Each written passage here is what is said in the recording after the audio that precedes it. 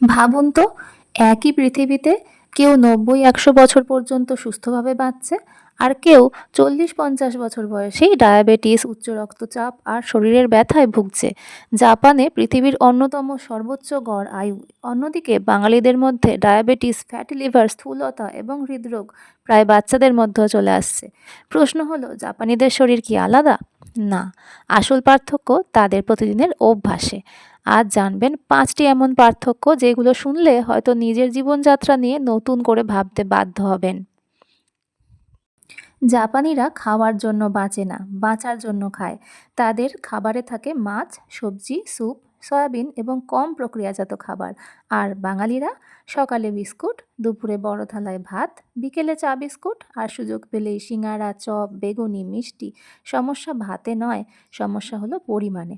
একজন জাপানি যে পরিমাণ খাবার খায়, অনেক সময় আমরা তার ১.৫ থেকে দ্বিগুণ খেয়ে ফেলি। তাদের মতো পরিশ্রম করি না।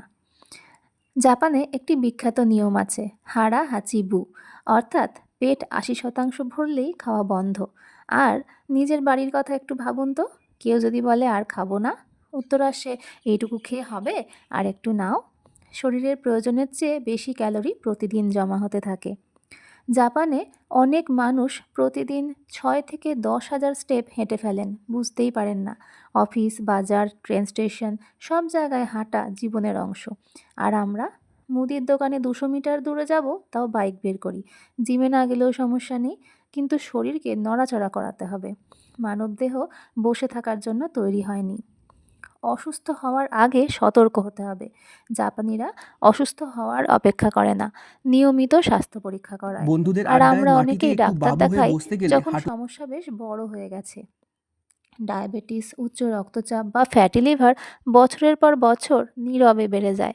তাই শরীরের ওয়ার্নিং সিগন্যাল উপেক্ষা করা বিপজ্জনক।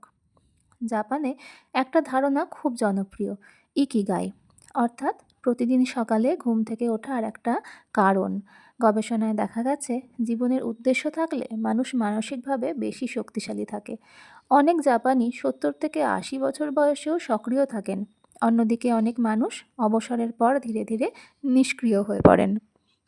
তাহলে জাপানিদের গোপন রহস্য কোনো ম্যাজিক নয় কিন্তু, কম খাওয়া, বেশি হাঁটা, নিয়মিত স্বাস্থ্য পরীক্ষা এবং জীবনের একটা উদ্দেশ্য। আপনি বাঙালি হলেও এইগুলোকে নিজের জীবনে কাজে লাগাতেই পারেন।